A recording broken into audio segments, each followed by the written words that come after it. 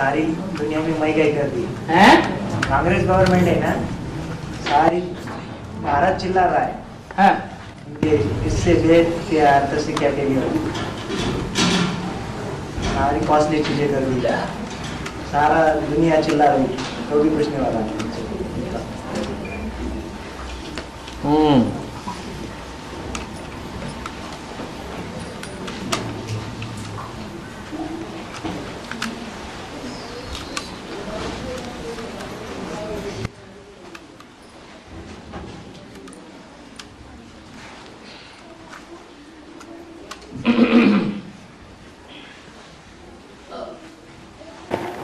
अभी कमाई ज्यादा हो रही है कि थोड़ी हो रही है? कमाई तो ज्यादा हो रही है। तो सरकार जब देखती है कि कमाई ज्यादा हो रही है और हर घर का हर एक सदस्य कमाई में लगा हुआ है,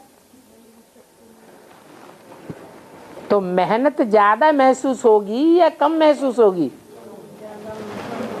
है?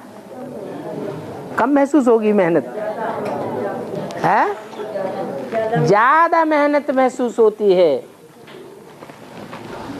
और जब मेहनत ज्यादा महसूस होती है तो साबित होता है कि आपस में मोहब्बत नहीं रही। यथा राजा तथा प्रजा। पहले राजाएं होते थे, प्रजा से इतनी मोहब्बत होती थी और प्रजा को राजा में इतनी मोहब्बत होती थी कि जान गवाही करने के लिए सदा तैयार रहते थे। तो अभी गवर्नमेंट भी ऐसी तमो प्रधान है।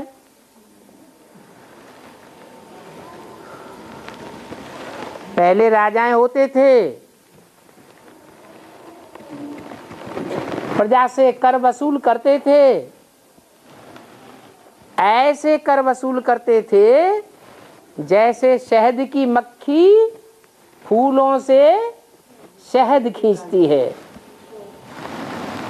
पता ही नहीं लगता था। और आज खींच खींच के लेते हैं। तो एक होता है सहज सहज, एक होता है मांगने से मिल जाए, और एक होता है खींच खींच के लेना। तो ज्यादा दुख किसमें होगा? खींच खींच के लेने में दुख होगा। गवर्नमेंट रास्ते ढूंढती है कि कैसे इनसे खींचा जाए, और जब खींचने के रास्ते बनाती है तो यथा राजा तथा प्रजा भी ऐसे ऐसे रास्ते निकालने में लगी रहती है कि महंगाई बढ़ जाती है। तो ऐसे नहीं है कि सिर्फ गवर्नमेंट ही महंगाई बढ़ा रही है, गवर्नमेंट भी बढ़ा रही है और प्रजा वर्ग भी महंगाई बढ़ा रहा है। दोनों एक दूसरे का खून चूसने वाले हैं। कोई को किसी से मोहब्बत नहीं है। नहीं तो प्रजा का अर्थ होता है प्रकष्ट रूपेण जायते। जा माने जन्म लेना। जिनका प्रकष्ट रूप से जन्म होना, अर्थात एड़ी से लेकर चोटी तक की जो ताकत लगाई जाती है, उस ताकत से जिस बच्चे का जन्म होता है उसे प्रजा कहा जाता है।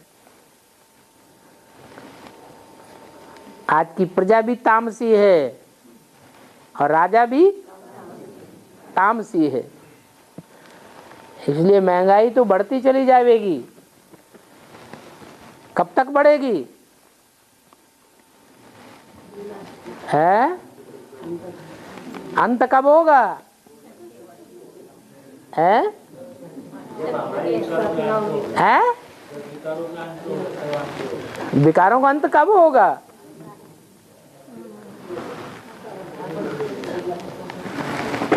महंगाई तब तक बढ़ती जाएगी जब तक जो असली रचयिता बाप है, असली जन्मदाता है, वो संसार में प्रत्यक्ष नहीं होता है। जब बाप की प्रत्यक्षता होगी तो स्थापना हो चुकी होगी या नहीं? हो चुकी होगी। एक तरफ स्थापना के नजारे और दूसरी तरफ विनाश के नजारे। जो न समझने वाले होंगे वो हाय हाय करते रहेंगे, और जो समझते जावेंगे वो वाह वाह करते जावेंगे।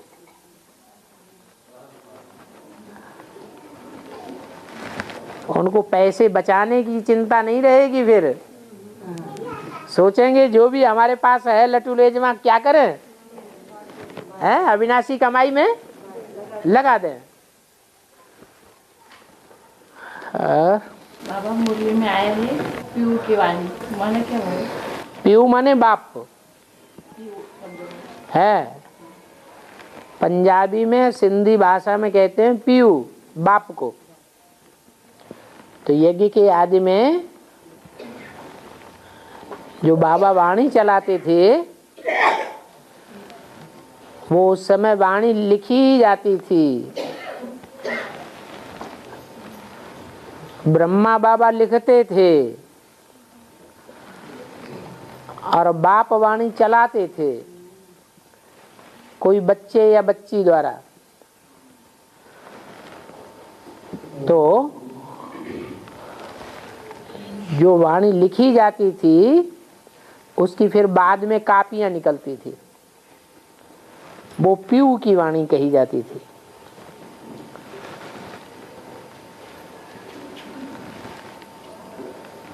और बाबा मुरली में आए हैं कन्याएं माताएं स्वर्ग गेट खोलेगी, माना कर्म से क्या करना पड़ेगा? कर्तव्य ज्ञान सुनाने वाला और सुनने वाला दोनों में कोई फर्क होता है या नहीं होता है? क्या फर्क होता है?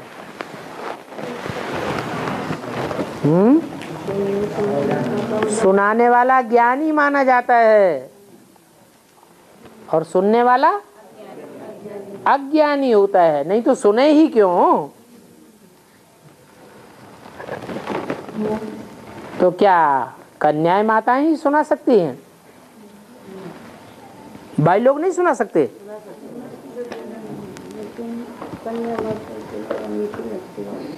हैं? कन्या माताओं में क्या खास बात? माता के मुख से अच्छी लगती है। क्यों अच्छी लगती है कन्या माताओं के मुख से? प्योरिटी रहती है। क्यों? कन्या माताओं में सूपनखा पूतना नहीं होती है? हैं? कोई कोई, लेकिन पुरुष तो सारे दुर्योधन। हाँ, जो पुरुष तन है वो चोला ही ऐसा है कि कितना भी कंट्रोल करने वाला हो तो भी प्रैक्टिकल जीवन में जब उतरते हैं तो ज्ञान धरा रहता है, धरा रह जाता है। अज्ञानता की एक्ट हो ही जाती है। और कन्याओं माताओं में लाज रहती है, लज्जा के कारण ही उन्हें कन्याएं माताएं कहा जाता है। जिस लज्जा के कारण वो इम्प्योरिटी का निवारण कर लेती हैं, पवित्रता नस नस में समा जाती है। ज्ञान में भी प्योरिटी समाई हुई है, दृष्टि में भी प्योरिटी समाई हुई है, और कहीं कर्मेंद्रियों में भी वो प्योरिटी समा जाए तो वो ज्ञान सुनाने वाली कन्याएं माताएं शिव शक्तियां कही जाती हैं। किसकी शक्तियां? शिव की शक्तियां। शिव तो अकर्ता है कि करता है? वो तो अकर्ता है। वो करे तो वो पाए भी। वो तो स्वर्ग स्थापन करता नहीं, तो किसी के द्वारा कराता होगा ना, तो सुनाता तो सबको है, कन्या माताओं को भी सुनाता है, भाइयों को भी सुनाता है और समझाता भी सबको है। कन्या माताओं को भी समझाता है और भाइयों को भी समझाता है। कन्या माताओं की बुद्धि घर गृहस्थ में ही रहती है, बाहर की दुनिया तो देखी है ही नहीं, तो बुद्धि उतनी विशाल नहीं होती है, तो ज्ञान की गहराइयों को उतना ज्यादा नहीं समझ सकती है। और भाई लोग बहुत तीखे चले जाते हैं ज्ञान। तो सुनने सुनाने और समझने समझाने में तीखे चले जाते हैं, या प्रैक्टिकल जीवन में धारणा करने में भी तीखे चले जाते हैं, उसमें पीछे रह जाते हैं। इसलिए नाम रख दिया निर्गुण बालकों की संस्था। क्या भक्ति मार्ग में उन्होंने नाम रख दिया निर्गुण बालकों की संस्था। क्या उन निर्गुण बालकों में बालक ही बालक होते हैं, बालिकाएं नहीं होती? होती तो हैं, लेकिन जितनी भी बालिकाएं भी होती है वो सब रुद्रमाला के मण के स्वभाव संस्कार से पुरुष संस्कार वाले होते हैं। इसलिए दुनिया में जो अवगुण कहीं न देखने को मिलता हो, वो अवगुण उनमें देखने को मिल जाएगा। इसलिए कहा किसकी सेना ली? बंदर बंदरियों की सेना ली। तो बताया कन्याएं माताएं ही स्वर्ग का गेट खोल सकती हैं। रुद्रमाला के मण के पुरुष स्वभाव संस्कार वाले जब तक हैं तब तक स्वर्ग के गेट खोलने काबिल नहीं है। वो वाइब्रेशन बना ही नहीं सकेंगे, और जो खुद नहीं बना सकता है और दूसरों को बैठ पढ़ाए तो हंसी का पात्र बनेगा, हंसी का पात्र बन जाता है। कथा भी सुनाई पंडित जी की और बुढ़िया की। पंडित जी कहते रहे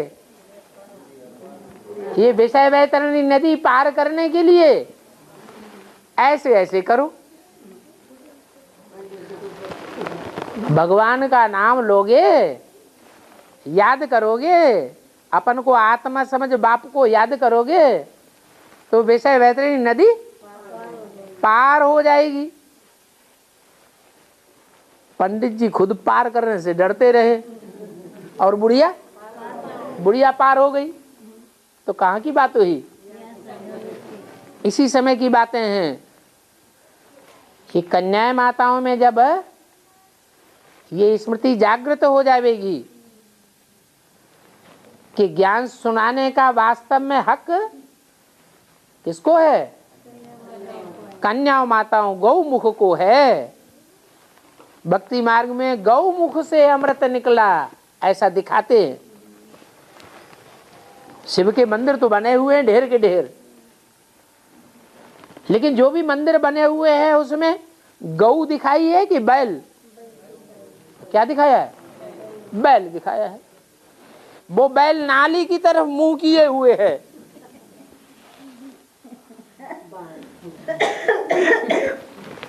वो पीने का इच्छुक है या पिलाने वाला है? यहाँ तो गायन है गौमुख का, गौमुख से गंगा निकली,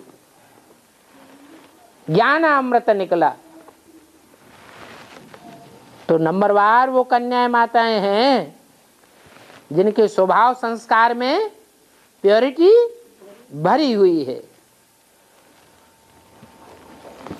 वो ही स्वर्गीय वाइब्रेशन बनावेंगी, वातावरण बनावेंगी और स्वर्ग स्थापन करने के निमित्त बनती है। और बाबा चंद्रमा पृथ्वी का उपग्रह है और ग्रह पर भी उपग्रह दिखाते हैं, तो उसका भेद का जैसे बच्चा होता है, बच्चा पैदा होता है तो किसी दूसरे आदमी के चक्कर काटने लग पड़ता है या अपने अम्मा बाप के चारों ओर चक्कर काटता है? उसे पकड़ के ले भी जाओ तो भी अम्मा बाप की चारों तरफ चक्कर काटेगा। तो ऐसे ही है, जो उपग्रह जिस ग्रह का उपग्रह है उसी के आकर्षण में आकर्षित रहता है। ये चंद्रमा भी पृथ्वी का उपग्रह है, पृथ्वी की पैदाइश है, तो पृथ्वी के चक्कर काटता है, पृथ्वी के आकर्षण से आकर्षित रहता है। और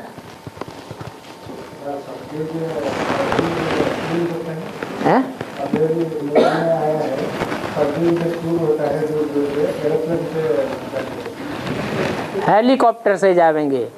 नई दुनिया में हम चल कर के स्कूल में नहीं जावेंगे, कैसे जावेंगे? हेलीकॉप्टर से। ऐसे नहीं कि वहाँ जहाज नहीं होंगे। यहाँ पुरानी दुनिया में जहाज हैं और नई दुनिया में जहाज ही ना हो तो नई दुनिया अच्छी या पुरानी दुनिया अच्छी? फिर तो नई दुनिया बेकार हो गई। लेकिन नहीं, नई दुनिया में भी जहाज होते हैं और पुरानी दुनिया में भी जहाज होते हैं। फिर अंतर को कुछ होगा कि नहीं होगा? अंतर ये है कि नई दुनिया में जो भी हेलीकॉप्टर या जहाज होंगे वो कभी भी एक्सीडेंट नहीं हो सकता, एक्सीडेंट प्रूफ होंगे। और यहाँ पता नहीं कब एक्सीडेंट हो जाए और सारे के सारे मर जाए। और यहाँ तो सबको मुहैया नहीं है। और वहाँ हर फैमिली को अपने अपने जहाज होंगे क्या, और वो भी इशारे से चलने वाले होंगे। ऐसे नहीं कि वो वहाँ की तकनीक पढ़ाई पढ़ो बैठ करके 10-20 बरस तब वो वहाँ की तकनीक सीखने में आवे। नहीं, यूं इशारा किया तो इधर घूम गया, यूं इशारा किया तो इधर घूम गया, यूं इशारा किया तो ऊपर गया, यूं किया तो नीचे आया।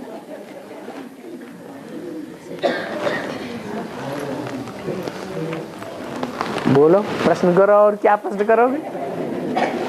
है संशय आ रहा है? हैं? नहीं, झूठा ही कह दिया, नहीं आ रहा है। वहाँ की साइंस यहाँ की साइंस के मुकाबले ज्यादा तीखी होगी या कम तीखी होगी? ज्यादा तीखी साइंस होगी। आज के जो वैज्ञानिक हैं कितना नाम कमाते हैं, वो वैज्ञानिक नई दुनिया में जावेंगे या नहीं जावेंगे? वो वैज्ञानिक भी नई दुनिया में जावेंगे, परंतु बेचारे अभी ज्ञान नहीं ले रहे हैं, इसलिए पीछे रह जावेंगे। लास्ट में आवेंगे और पढ़ाई इतनी फास्ट पढ़ाएंगे कि नई दुनिया की तकनीक एकदम फर्स्ट क्लास होगी।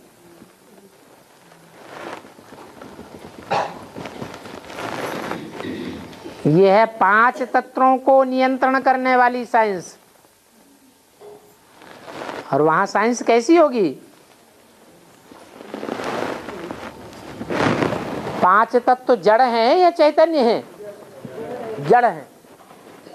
जड़ 5 तत्वों को चैतन्य आत्मा नियंत्रित करती है या जड़त्वमयी आत्मा नियंत्रित करती है? आत्मा 5 जड़ तत्वों को भी चैतन्य वो नियंत्रित कर लेती है। तो 5 तत्व पावरफुल हुए या आत्मा पावरफुल हुई? आत्मा पावरफुल हुई। और आत्मा को राजयोग सिखाया जा सकता है, 5 तत्व राजयोग नहीं सीखते। लेकिन बाबा का कहना है कि जब तक तुम बच्चों ने 5 तत्वों को सतो प्रधान नहीं बनाया है, दुनिया के 5 तत्वों को, तब तक नई दुनिया नहीं कही जाएगी। कौन सी दुनिया कही जाएगी? पुरानी दुनिया ही कही जाएगी। जब तुम योग बल से 5 तत्वों को भी सतो प्रधान बना लेंगे, तब दुनिया नई कही जाएगी। तो आज के वैज्ञानिक तो 5 तत्वों को ही कंट्रोल कर रहे हैं, जानकारी ले रहे हैं। फिर क्या होगा? 5 तत्व पूरे ही कंट्रोल में आ जाएंगे और आत्मा जो है वो इतनी कंट्रोल्ड हो जाएगी, एकाग्र हो जाएगी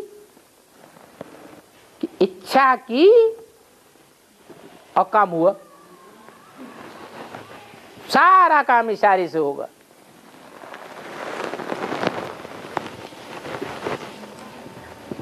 योगी कंट्रोल करेंगे आत्मा को और आत्माएं कंट्रोल करेंगी 5 तत्वों को। अब 5 तत्व जो प्रकृति है वो सारी दुनिया को स्वतः ही कंट्रोल कर लेगी। वहां हमें खाने पीने के लिए इतनी मेहनत करने की जरूरत नहीं पड़ेगी। जो सारा परिवार कमाई कमाने में लग जाए, पढ़ाई पढ़ने में लग जाए, एक एक बच्चे को एक एक बोरा किताबें रोज ढोनी पड़ती हैं, सब कुछ सहज हो जाएगा। सारी कार्रवाई प्रकृति के द्वारा होगी। हमें क्या करना है फिर? मौज मस्ती मारना। आज के बड़े बड़े ऑफिसर्स होते हैं, बड़े बड़े मल्टी मिलियनायर्स होते हैं, उनके बच्चे होते हैं, वो काम करना ज्यादा पसंद करते हैं या क्लबों में मस्ती मारना ज्यादा पसंद करते हैं? तो बस ऐसी दुनिया हमको मिलेगी। संगीत, डांस, चित्रकारी, नाटकबाजी, मस्ती मारते रहो। हाँ, प्रजातंत्र का राज्यतंत्र को ट्रांसफर कभी कैसे होगा? प्रजातंत्र का जो राज्य क्या प्रजातंत्र का राज्यतंत्र में बदल जाएगा। हाँ, वो कैसे? अभी तो बाबा बता रहे हैं ना, प्रजा के ऊपर प्रजा का राज्य है, बेकायदे राज्य। प्रजा जो की वर्ग की जो आत्माएं होती हैं वो मंद बुद्धि होती हैं या तीक्ष्ण बुद्धि होती हैं? है? तो मंद बुद्धि तीक्ष्ण बुद्धियों के ऊपर राज्य करे, वो राज्य अच्छा चलेगा या खराब चलेगा? तो अभी खराब राज्य चल रहा है देश देशांतर में। हर जगह लूट मारा काटी मची हुई है, खून खराबा में लगा हुआ है। यही राज्य जब राजयोगियों के हाथ पे आवेगा तो दुनिया में खुशहाली हो जाएगी। राजयोगी ज्यादा होते हैं या प्रजा योगी ज्यादा होते हैं? प्रजा योगी होते हैं बेवकूफ और राजयोगी होते हैं होशियार। राजयोग सिखाता है भगवान और प्रजातंत्र बनाते हैं शैतान। अभी भी देखो हिंदुस्तान में कहीं तेलंगाना बनाना है, कहीं हमको सिखस्तान बनाना है। अलग अलग खंड खंड किए चले जा रहे हैं। किस लिए किए जा रहे हैं? इसलिए किए जा रहे हैं इस खंड में हमारा प्रभुत्व ज्यादा है। इस तेलंगाना में हमको वोट ज्यादा मिलते हैं, इसलिए हम यहाँ के मुख्यमंत्री बनेंगे तो हमारा राज्य होगा। यहाँ ये क्षुद्र प्रवृत्ति हुई या विशाल बुद्धि हुई? कितनी लड़ाई झगड़ा मारा मारी बढ़ती ही चली जा रही। एक है वसुधैव कुटुंबकम, सारी दुनिया ही, सारी वसुधा, सारी पृथ्वी हमारा कुटुंब बन जाए और एक हमारा पालनहार होते तो नंबरवार ही है। तो प्रजातंत्र कब बनता है? जब दुनिया में प्रजा की संख्या बहुत बढ़ जाती है। आज से 200-300 साल पहले दुनिया में जितने भी देश थे उनमें प्रजातंत्र राज्य था या राजा का राज्य था? पहले राजाओं के राज्य होते थे। फिर ये प्रजा की संख्या दुनिया में जब ज्यादा बढ़ गई हर देश में, तो ये प्रजातंत्र राज्य चला।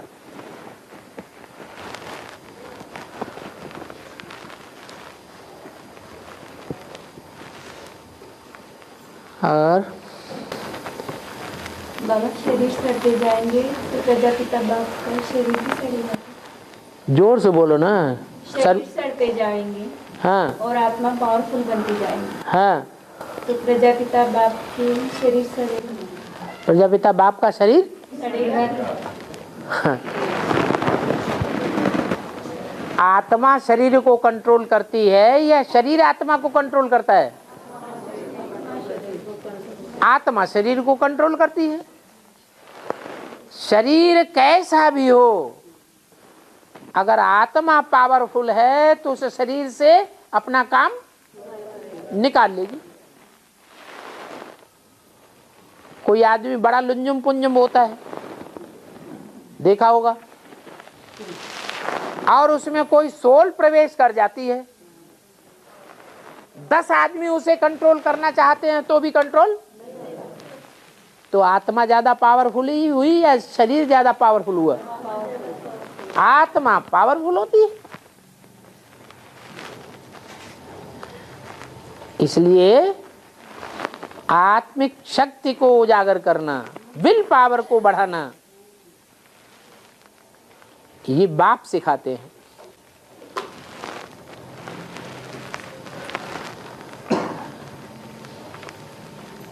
और बाबा, मराठी में कहावत है, पति जो है ना तकिए के नीचे बैठा सांप है।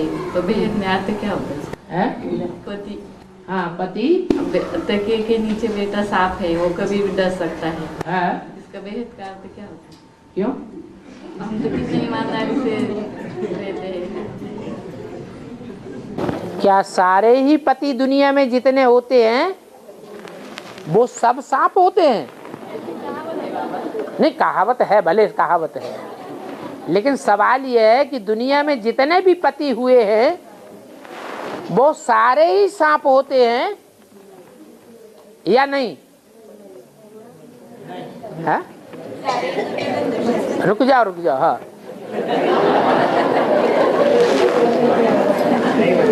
है? ये भाई कह रहा है शायद कुमार तो नहीं है।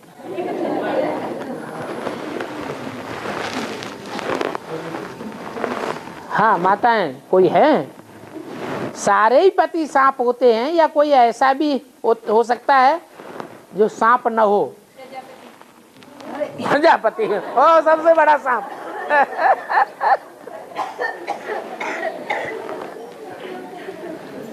वो नहीं हो सकता। है? वो नहीं हो सकता ना। नहीं, अगर प्रजापति कहें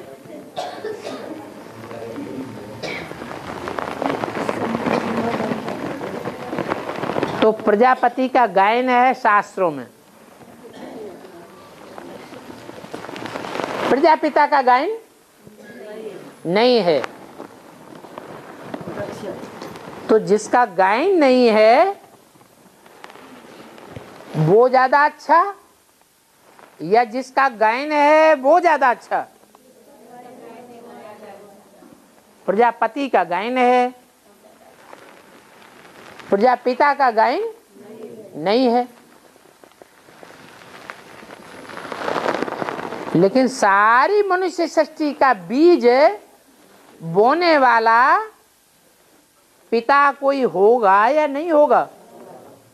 जरूर होगा। फिर उसका गायन क्यों नहीं है? हैं? संपूर्ण स्टेज। अरे हमारे यज्ञ से कनेक्टेड बात है।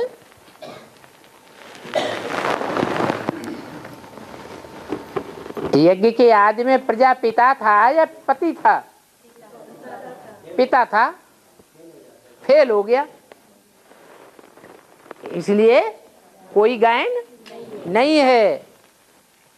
वही प्रजापिता वाली आत्मा जिसके द्वारा ज्ञान का बीजारोपण किया जाता है यज्ञ के आदि में, वही आत्मा दोबारा जन्म लेकर के सारी मनुष्य सृष्टि जो है वो सजनी बनती है, और शिव बाप उसमें प्रवेश करके साजन का पार्ट बजाता है। उस पति का ये गायन है क्या कि वो सांप नहीं है, वो उस रथ की इंद्रियों को कंट्रोल करता है।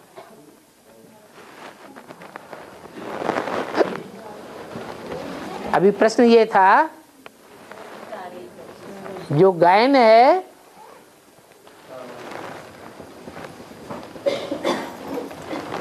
कि पति तकिए के नीचे छुपा हुआ सांप है, तो सारी दुनिया के सारे ही पति सांप हैं या कोई ऐसा भी है जो सांप नहीं है? अब वो प्रजापति पति कैसे बनता है? सारी प्रजा का पति ना, वो तब बनता है जब शिव बाप उसमें प्रवेश करे। और बाबा मराठी की कविता की लाइन है, स्वामी तिन्ही जगाचा आई विना धिकार, म्हणा तीनों जगत का स्वामी होते हुए भी माँ के बिना धिकार। हाँ, उसका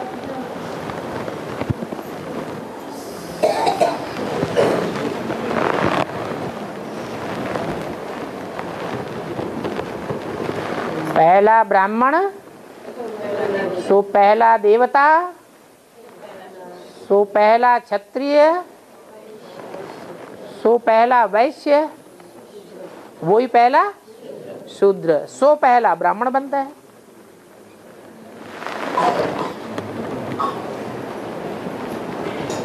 तो ये जो 5 रूप दिखाए, ब्राह्मण, देवता, क्षत्रिय, वैश्य, शूद्र, इनमें सबसे ऊंचा पार्टधारी कौन? ब्राह्मण।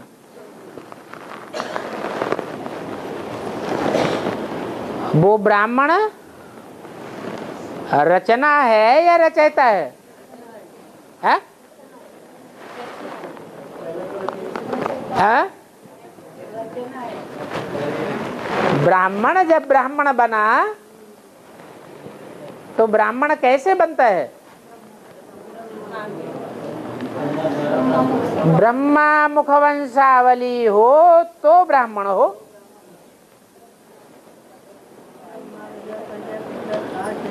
तो ब्राह्मण है पहला पहला, रचना है, उसका रचयिता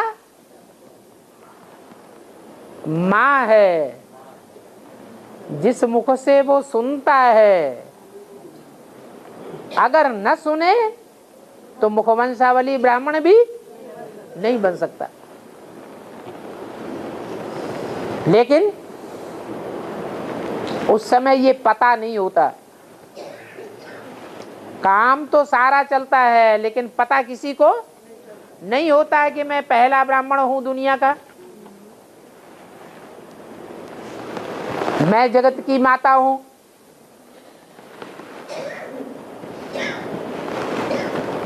इसके लिए परिचय देने वाला बाप चाहिए, टीचर चाहिए या नहीं चाहिए?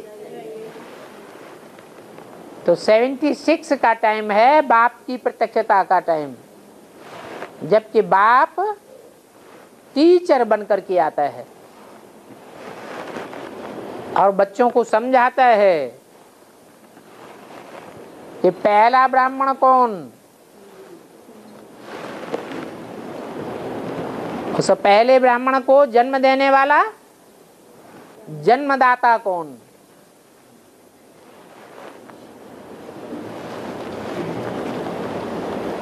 तो माँ जन्मदाता हो गई, रचयिता हो गई। रचयिता बड़ा या रचना बड़ी? रचयिता बड़ा हो गया। आपका प्रश्न हल हुआ? उसके बिना भिखारी गाया हुआ है ना। हैं? तीनों जगत का स्वामी होते हुए भी माँ के बिना वो भिखारी है। नहीं, माँ को नहीं मालूम है तो भिखारी हुआ ना। मालूम है? सन 36 से लेकर सन 76 तक पता है? पता ही नहीं तो भिखारी है, बेगर है। बेगर टू प्रिंस बनना है कि बन गया? बनना है।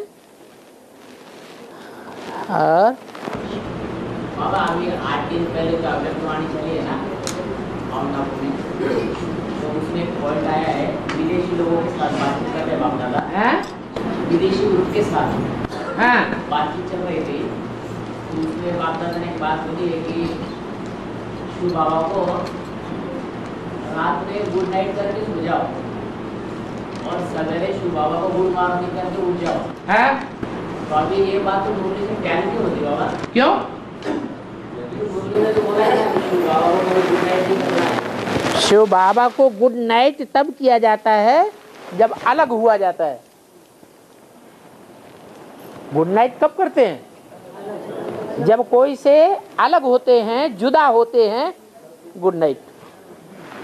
बाप दादा गुलजार दादी में जुदा होते हैं इसलिए गुड नाइट करते हैं। और हम बच्चे स्वप्न और संकल्प में भी बाप से जुदा होने का पुरुषार्थ करते हैं क्या? तो वही पढ़ाई सिखा रहे ना, है? पढ़ाई तो वही सिखा रहे कि गुड नाइट करके सो जाओ। वहां जो पढ़ाने वाला है हम उसको गुरु मानते हैं या हमारा गुरु कोई दूसरा है? तेरा गुरु वही है? है? तो फिर प्रश्न खत्म।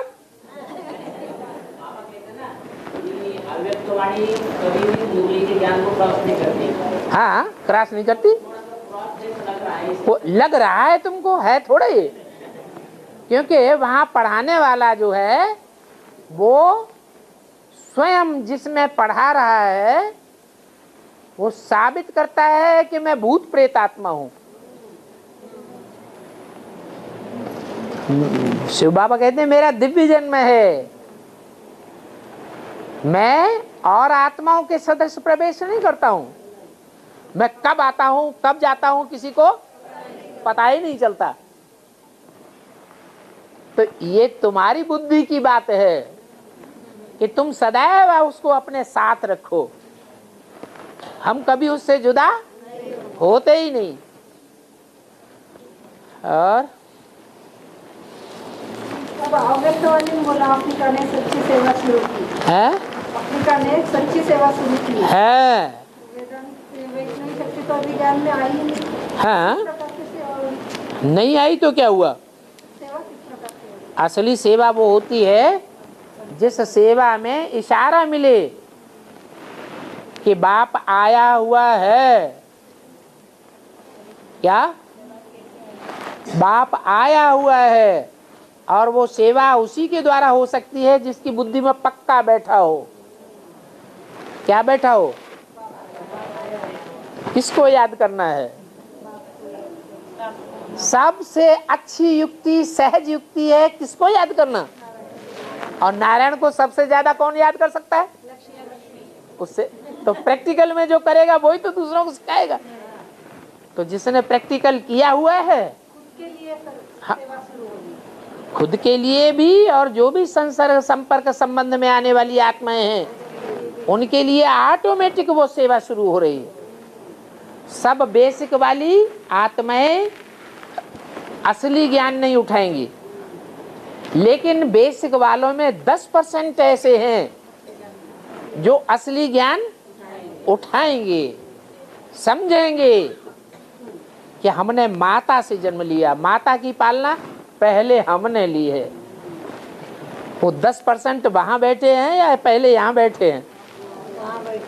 वहां बैठे हुए हैं।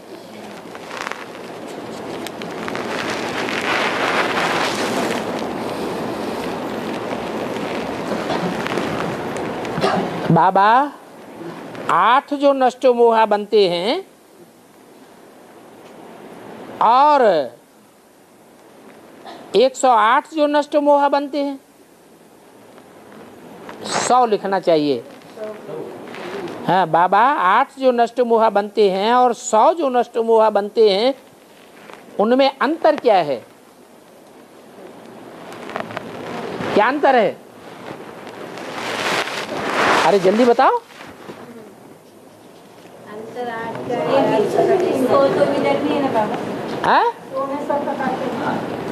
हाँ, जो 100 हैं उनमें सब धर्म के संस्कार भरे हुए हैं और 8 में सूर्यवंश के संस्कार भरे हुए हैं। वो जब से ज्ञान में आए एडवांस में, तब से ही उनका ये लक्षण देखने में आएगा जिंदगी का, एक बाप दूसरा न कोई। सेवा करेंगे तो किसकी करना है? बाप की सेवा करनी है।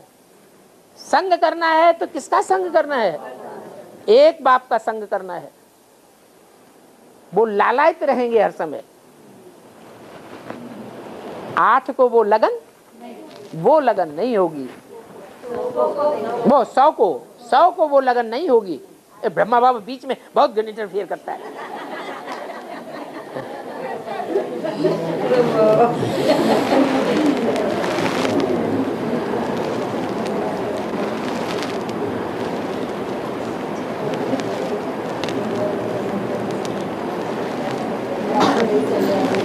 अगर कोई आत्मा का एक बार कोर्स हुआ है, क्या उनका फिर से मधुबन में कोर्स करना जरूरी है?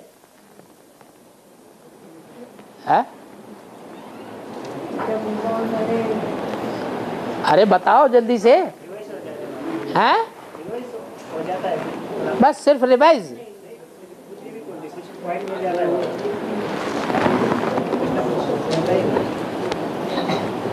मधुबन में दोबारा जाकर के कोर्स करने के लिए जाते हैं या भट्ठी करने जाते हैं? भट्ठी करने जाते हैं। भट्ठी एक प्रकार से 9 महीने का बेहद का गर्भ है। जैसे गर्भ में जाती है आत्मा, एक दुनिया को छोड़कर फिर दूसरी दुनिया में जन्म लेने के लिए गर्भ में जाना पड़ता है, माँ के पेट में जाना पड़ता है। जैसे अभी बताया ब्रह्मा का पेट है ब्रह्म महत्तत्व, जब तक पेट में नहीं जावेंगे तब तक नई दुनिया में नहीं आवेंगे। तो पुरानी दुनिया से मरते हैं तो नई दुनिया में जाने के लिए बीच में गर्भ जाना जरूरी है। ऐसे ही यहाँ जो एक बार भट्ठी कर लेते हैं और बीच में कहीं भूल गए, जैसे बाबा कहते हैं कोई का 2 महीने चिट्ठी नहीं आती है तो क्या समझते हैं? बच्चा मर गया। 2 महीने क्लास ही नहीं सुनते हैं, बाबा की मुरली बाबा की चिट्ठी सुनते ही नहीं है तो बाबा कहेंगे मर गए। तो 2, 4, 6 महीने जिनका बिल्कुल कनेक्शन कट हो जाता है, वो ब्राह्मणों की दुनिया से बाहर निकल गए या ब्राह्मणों की दुनिया में हैं? बाहर निकल गए।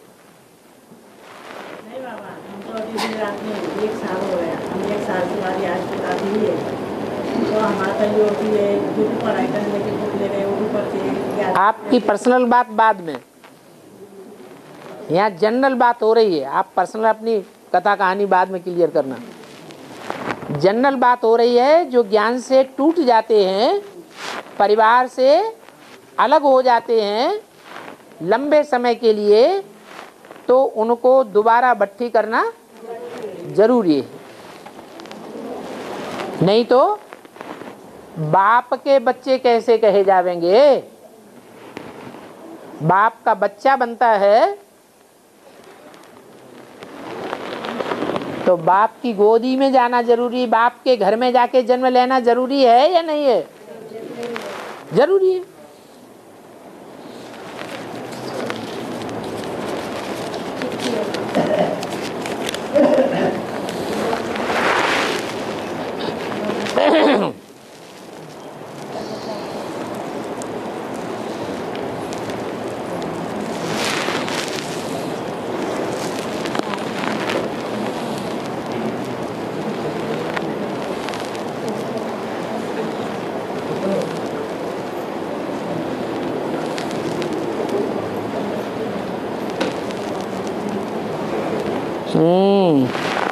गोरक्ष भाई क्या कहना चाहते हैं, दोबारा कहो।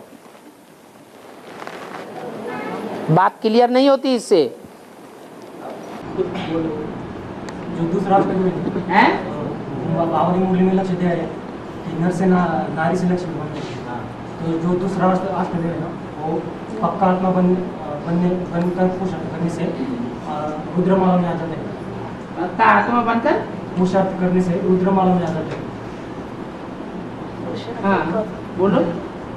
अगर बावरी अभिमूल्य में बोला है कि सब पुरुष दुर्योधन दुशासन, तो अगर पक्का आत्मा बनकर पुरुषार्थ करेंगे तो इस बात को पलट सकते हैं। अगर पक्का आत्मा बनकर पुरुषार्थ करेंगे तो इस बात को पलट सकते हैं। किस बात को पलट सकते हैं? दुर्योधन दुशासन बनने से पलट सकते हैं। अगर पक्का आत्मा बनकर पुरुषार्थ करेंगे। विजय माला में भाई होंगे या नहीं होंगे? विजय माला में भी भाई होंगे, और जो भाई होंगे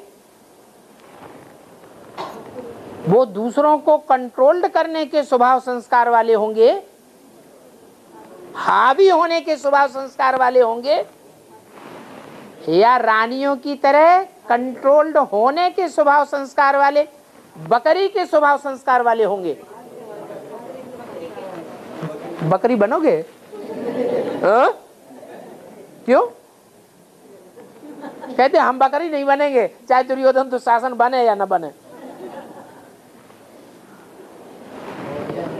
विष्णु माला माने सारी ही किसकी माला? बाबा ने बोला है, उन्होंने तो 3 शेर दिखा दिए हैं भक्ति मार्ग में, लेकिन वास्तव में 3 शेर नहीं है। मुरली में बोला 1 शेर है, 1 बकरी है, 1 घोड़ा है। तो विष्णु के संस्कार क्या हुए? बकरी के संस्कार हुए। माना जो कान पकड़ ले बस उसी के कंट्रोल में आ जाएगी। रानी के स्वभाव संस्कार हैं, बनेंगे? है? तो कहते नहीं बनेंगे।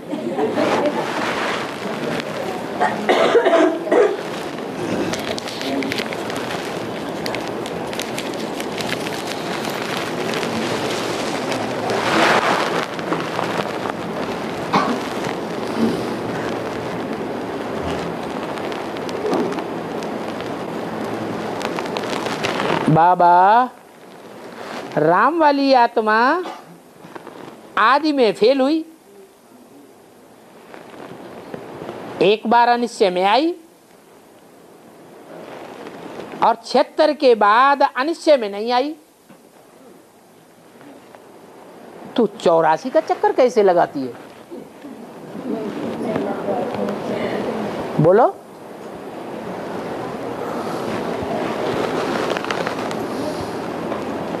है? पहली बार फेल हुई तो एक ही जन्म हुआ ना, और 84 का चक्कर कैसे लगाती है? 84 बार फेल होना चाहिए ना। है? क्या संकल्पों के आधार पर? पहले हाँ, वो ज्ञान बुद्धि में। वो ज्ञान ब्रह्मा बाबा में भी नहीं था, शुरुआत में कोई में भी ज्ञान नहीं था। अकेले राम की बात थोड़ा ही है, हैं? क्या ये कार्य चलना है। विश्वास का, श्रद्धा विश्वास की बात। किसको? ब्रह्मा बाबा को श्रद्धा विश्वास था, तो उनके जन्म मरण के चक्र ज्यादा हैं या कम हैं? सबसे ज्यादा जन्म कौन लेता है? हैं?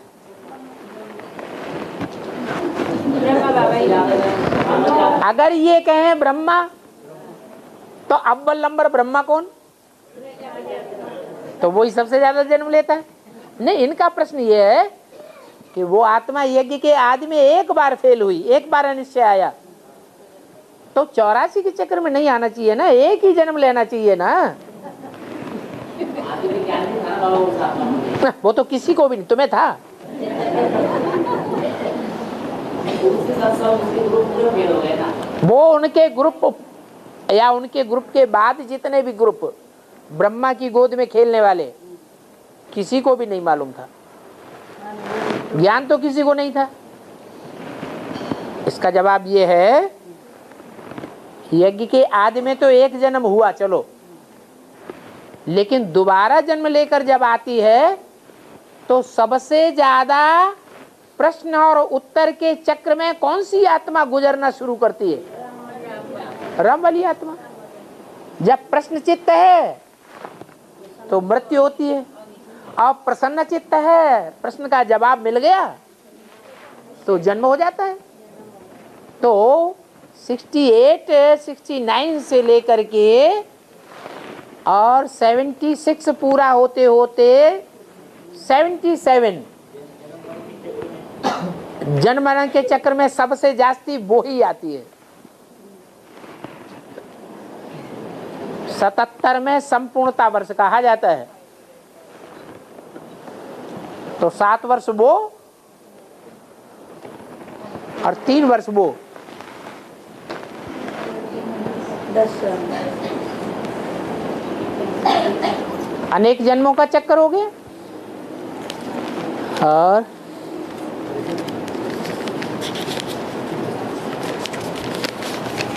ओहो, लंबा चौड़ा चक्कर चलाते हैं।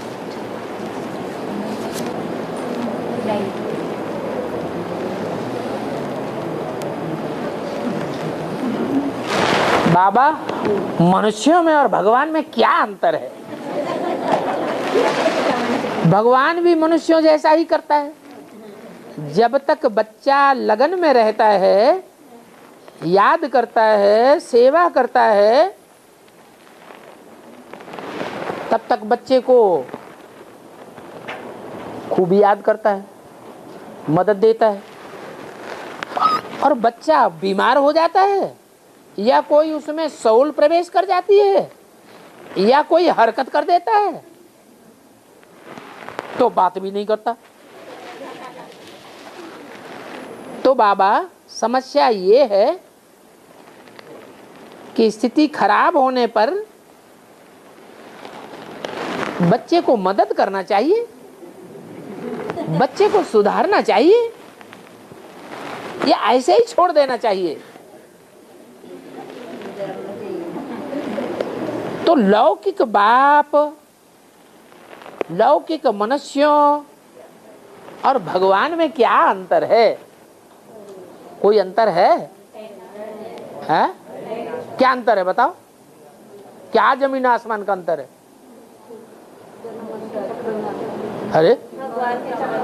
अरे दुनियावी बाप होते हैं, वो भी बच्चा दुकान संभालता है तो उसको मदद करते हैं, उसको ज्यादा वर्षा दे देते हैं, पहले दे देते हैं। बच्चा मदद नहीं करता है, पागल खाने में डाल देते हैं।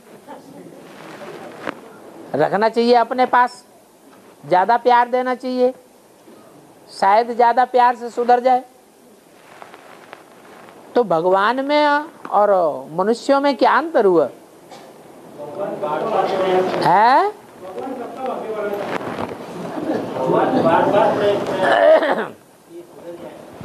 नहीं, अंतर यह है कि जैसे लौकिक बाप होते हैं, छोटा बच्चा जब तक है तब तक वो टट्टी भी करता है, पेशाब भी करता है, मुंह नोचता है, बाल पकड़ता है, मूछें उखाड़ देता है, उसको माफ लगातार करता है, उंगली पकड़ करके चलाता है। ऐसे ही ये बेहद का बाप भी है जो बच्चों को आदि काल में जब बच्चे महात्मा की स्टेज पर होते हैं तो उनको उंगली पकड़ करके चलाता है। सबने अनुभव किया होगा। फिर बच्चों को समझदार भी तो होना चाहिए। अगर जिंदगी भर बड़े होके भी पागल जैसे कर्म करते रहे, सुधरे ही नहीं, तो इसमें बाप क्या करेगा? जो गूंगा है हैं? अभी एक कुमार और एक माता गूंगी, वो मुरली सुनने आते हैं। उनको इशारे से नहीं समझाया जा सकता, वो इशारे से ज्यादा समझते हैं। उनकी याद की शक्ति और तीखी होगी। जिनकी कुछ इंद्रियां काम नहीं करती हैं, उनका जो 11वीं इंद्रिय मन है वो तीखा काम करता है। हाँ, बस एक ही और रह गया।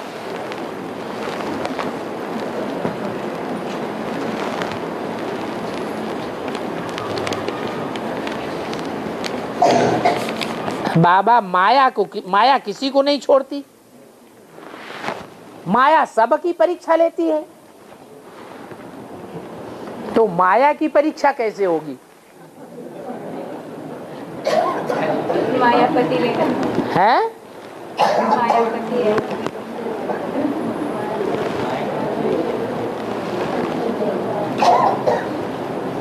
माया मौसी कही जाती है। क्या कही जाती है? मौसी। मौसी माँ समान होती है या नहीं होती है? होती है।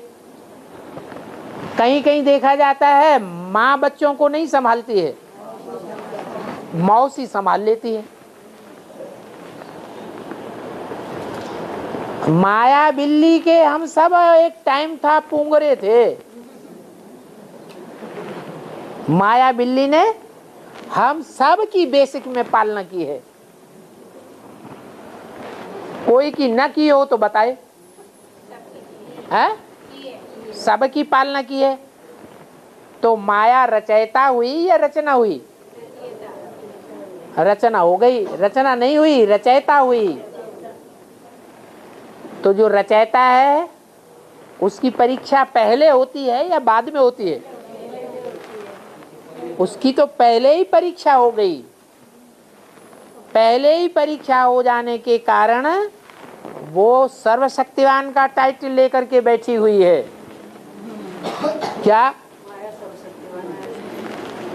जो माँ है वो सर्वशक्तिवान का टाइटल लेके नहीं बैठी है, और मौसी सर्वशक्तिवान का टाइटल लेके बैठी हुई है। हैं?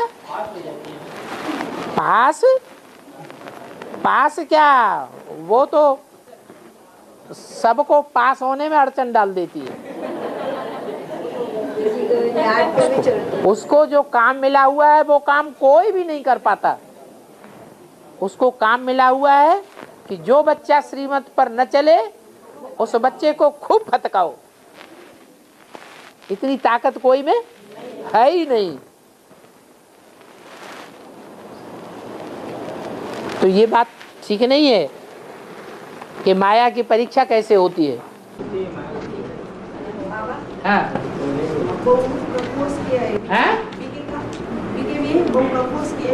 और मुरली सुनने भी जाती हो। और बहन जी ने कोर्स किया, हमारे बहू है ना अभी आई, हाँ। बीके में जाती है और कोर्स किया, और मुरली में भी जाती है और भोग भी लेके आती है। और लाना है क्या नहीं लाना है? कोई भक्ति में जाता है, कोई ज्ञान, समझो कोई बीके में चलना शुरू किया, कोई ने बीके में चलना शुरू किया और वो बीके में भी जाता है और मंदिर में भी जाता है, माथा भी टिकाता है, घंट भी बजाता है।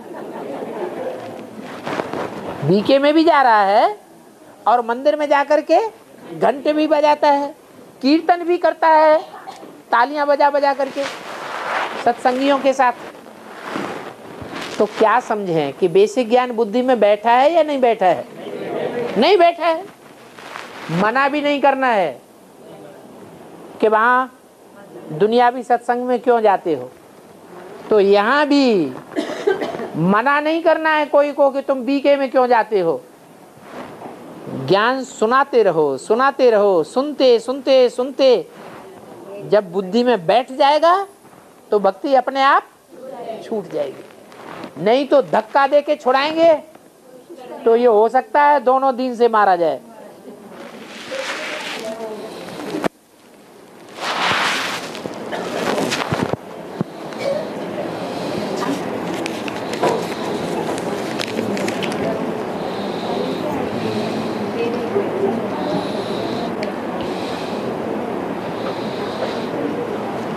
ये का जवाब हो चुका, चलो हो गया टाइम।